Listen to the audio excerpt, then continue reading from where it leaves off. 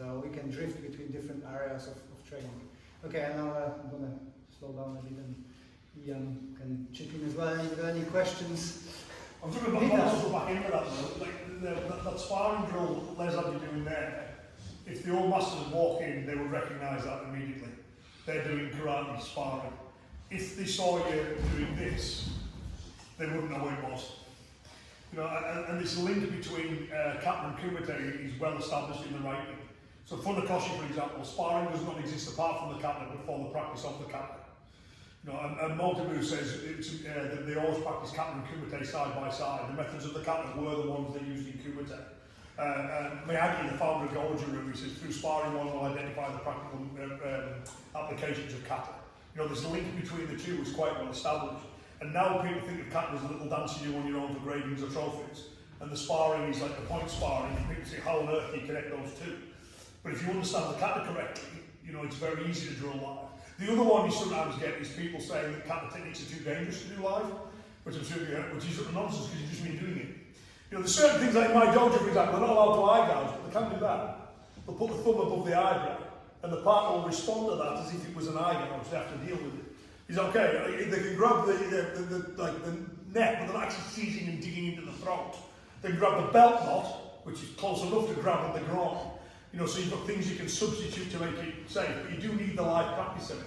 Learn the Kata, learn the applications, identify the underlying principles so you can adapt and vary, gain live experience of doing it. That's when it works. And that's traditionally how they would do it, you see. They would recognise that if they walked in. They would wonder what these suits were, these cloths were. Why are they all wearing judo suits? No. But yeah, it's a traditional way of training. Okay. Questions? Mary, did it work? Thank you. I know when we're talking about trying to decipher that angle for the katas and sort of unpick that bit, if you've got any tips for helping us how to find that out, especially if you're getting kind of midway through a kata and not just at the start. Yeah. Well, so let me walk through one. So let's say Pinandi down, right? So because we did the start, so you've got that one, I'm sideways on, because I'm going sideways, right? And then from there, when I get to here, I am now in front of them. The three headlocks going forward. I'm now at 45 degrees to one side or the other side. I'm in front of them when I do this bit. I'm at 45 degrees when I do this bit. It's okay, so you know the katas move around a bit, and dojos are only so big, so they tend to fall back. But the key bit is just think of it like looking at the like from above, like compass points, and the direction of movement. That's what you're looking for, and it is that simple. So when you're going straight forwards, and that includes going straight forwards this way and that way, because you turn around halfway through the kata, right? But if you're going that, the person is in front of you. Whenever you're doing a movement at 45 degrees to the kata, you're at 45 degrees to them. Whenever you're doing a movement at 90 degrees, you know, to the east-west line, then you're at 90 degrees to them. Yeah, so it's more, because I had a guy who write to me once, going, I'm really struggling with this. You know, so if I was going southwest, but on the next one I'm going northeast, then what the hell? It's making it really complicated, you know. It's not like, you know, you can't stay there with me, mate, I need to go over here for this one. You know, it is straight 45 degrees. There are a couple of examples of behind. Like, so for example, if you take the start of Pinang Shodan, for example, when you've gone there and then it goes here. You know, because you're not turning around there because you've reached the end of the room, you've gone there, so that's clearly, and now be behind them when you do it. So it's always relative to your position. But most people struggle with it at first until they've got about 20 or 30 examples of it, and then they go, I'm seeing it now. Yeah, so my advice would be, get the idea. Any YouTube video I've ever done will include that idea. And then if you look for the pieces, then say, oh yes, he's done it again, he's done it again, he's done it again, it's consistent. I regard that as one of the most important keys for kata. A lot of seminars will tell people, if you learn nothing else today, remember that. You know, the angle is not the angle the enemy's attacking you from, it's the angle you're attacking the enemy from. And if you want to get historical and nerdy with it, most of you probably will, there's an article written by Ken Mabuni in the 1930s called How to Practice Kata Correctly. And in it, there's about 4 or 5 paragraphs where he explains what angles mean and what they don't mean and how you shouldn't think of it as the opponent attacking. That's probably the best traditional one. If you just type in Iain Abernethy, Kenwa Mabuni, MBSN, it comes up on one of my web pages. So that's one place you can find it, and you can read it for yourselves. His explanation is pretty good. I think as well the Chris Wilder book, the Decoding Kata, what is it? Yeah, so Chris uses Taguchi's rules, which is similar. So Taguchi is a student of Choji Miyagi, and he pretty much says the same thing, but not as clearly as Mabuni says it. So he's don't be deceived by the MBSM, his one opponent is in front of you, and the two once he comes up. It's the same thing. The angle is shifting too. For us, it's trying to be in blind spot. So I'm trying. That's some kind of Ashihara. So I try to all the time be on the out of the power envelope. Right? We are the strongest here, so I want to be somewhere on what is advantage for me. So I'm in my power envelope, but I'm outside of their power envelope. If that makes sense. Yeah. I think modern karate has caused a problem there though. Because you know, people always think everything's on straight lines. So if the Kata goes sideways, the guy's attacking me in a straight line. And I put that down in 1 point sparring, right? So if I'm opposite the other guy, then come on for 1 second. So, you know, you're going to like modern kind of point sparring, you know, whether about 30 feet apart or whatever. If I'm here and I move, what does Dave do? So, you know, it's a straight line all the time, right? Because if I move, he moves. But when I'm here, you know, if I'm there, I can get that angle relatively easily because we're a lot closer. Thanks, Dave. So I think that's why a lot of them put everything back on the straight lines. I'm at 90 degrees, so he's attacking 90 degrees. I think it's the influence of modern karate versus karate sparring at a distance. So I know that's quite a lot to take in there as well, but you know, I encourage you to play with it, look at it. And I always say, you know, that people have been to my seminars, they see the material in different eyes after they've done one in person, because I've got more chance to go into the detail. You know, so if you look at anything I've ever shared, you'll see these same ideas over and over again, and they're the key. Not just understanding them kind of intellectually, but truly internalising them. Kata starts not just speaking to you, it starts screaming at you. You know what I mean? The movements become a lot clearer as to what they're trying to show once you understand those basics. What's the best way of estimating where one drill in a kata ends and another one starts? Is it direction change or a strike or a throw? Direction change can be a good one. Yeah.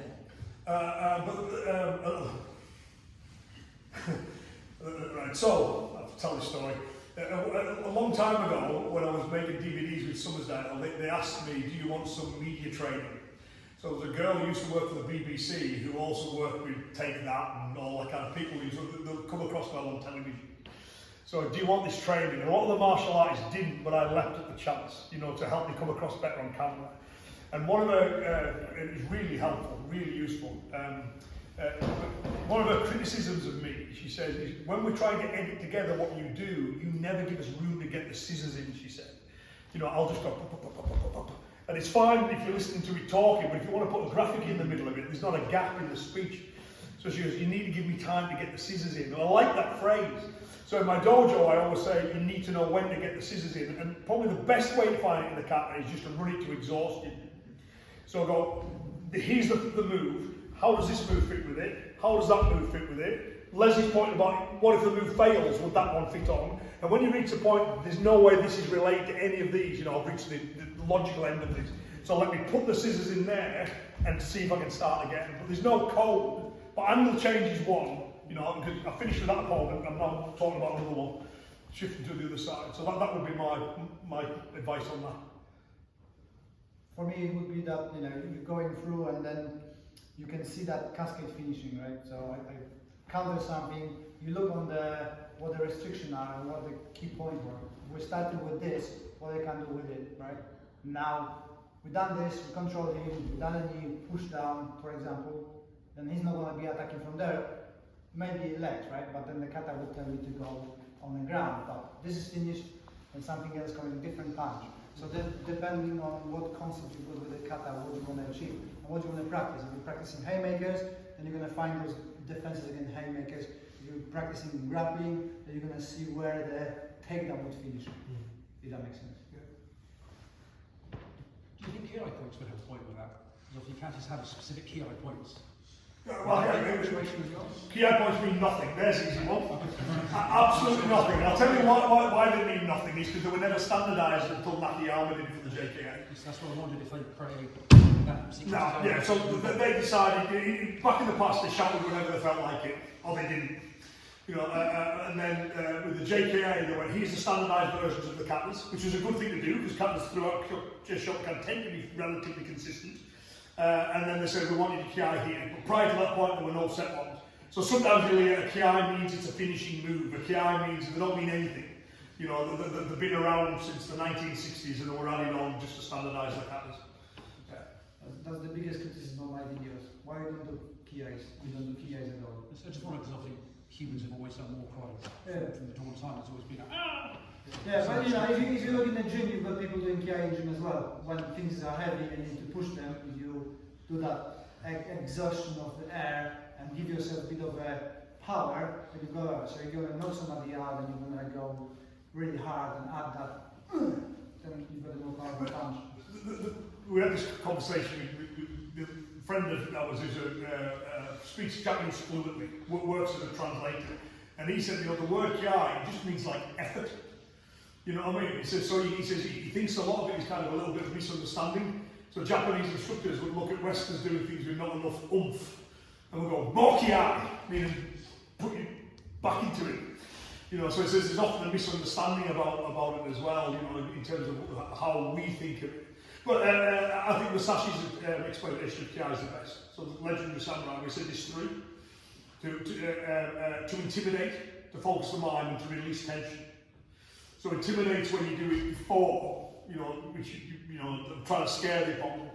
To increase my intent, I do it as I do it, like Les was saying, that exertion naturally comes out. And the other one is when you've won, to like release tension. The one I was thinking of is the way Chuck Liddell used to do it, if you remember. So when Chuck Liddell's knocked people out, he'd be like this at the end. It's just, he's letting it all out. So yeah, read Musashi's for kiai. But for karate katas, they don't mean anything. Hey, sure. Come on, guys. Sorry, just talking about favourite classes or classes that you do kind of regularly. I think you before said Tensho, Les, and I think Ian, you've said financial. Are there kind of ones that you just don't like doing, you don't want to touch, you can't see really the kind of, not the point, but you kind of struggle to get your head around it? Is there like a polar opposite? Yeah. I thought you were. Yeah. You want to know what they are? the ones who came late. So to me, the last classical katas we have are the Gekisais. You know, so we've all been, so the Gekisais were made by Mary, and they clearly are there to have things. And then after that, we get ones, Gidambarai punch, Gidambarai punch, Gidambarai punch, Gidambarai 3 punches. And they're just meant to kind of move people around the floor. I've got a similar one I teach the kids class, just to get used to turning, don't do it with the adults. So you do get, you know, what's the application of these katas? There are none. That they are pure exercise katas. You know, so those, yeah, I never bother with them. Other than I've got one I call Kion kata, basic kata, which is nothing but Gidambarai, front punches and agyukis. And I teach it to the kids just so they get the foot movements learned, so they start with the pin hands. I don't have to fight with that. But other than that, you know, they have no application, so people will ask for those. So yeah, to me, anything created after the Gekisais, I mean, let's not say all modern katas are bad, but the ones that are widely practiced are, you know what I mean, for those ones, the first course katas and stuff, yeah, forget about those. For me, it changes. So I kind of like the katas and go away, come back. I don't have one that I don't like. There's some I didn't put enough effort, but you know, just go through different stages in the martial arts training, and then like some more. I'm kind of going with everything like that, right? Sometimes I've got a month of, well, I like boxing, I'm going to do striking, sometimes I've got to just grappling, sometimes I've got the BJJ, so it just kind of, I let myself go with the flow. If my body and my brain wants to improve on this one, I go and improve on this one. If I want to go back, I go back. I'm the same for my training there, but I put that down to my short attention span. You know what I mean? It's something I love about karate. I'm going to work throwing this month. I'm going to work, you know what I mean? It's that kind of thing. I mean, I'd be favourite, Nancy's my favourite. But I do like working on all the traditional ones with interesting things in them. Shall we do a picture? Make sure you stay so that edit you. Okay.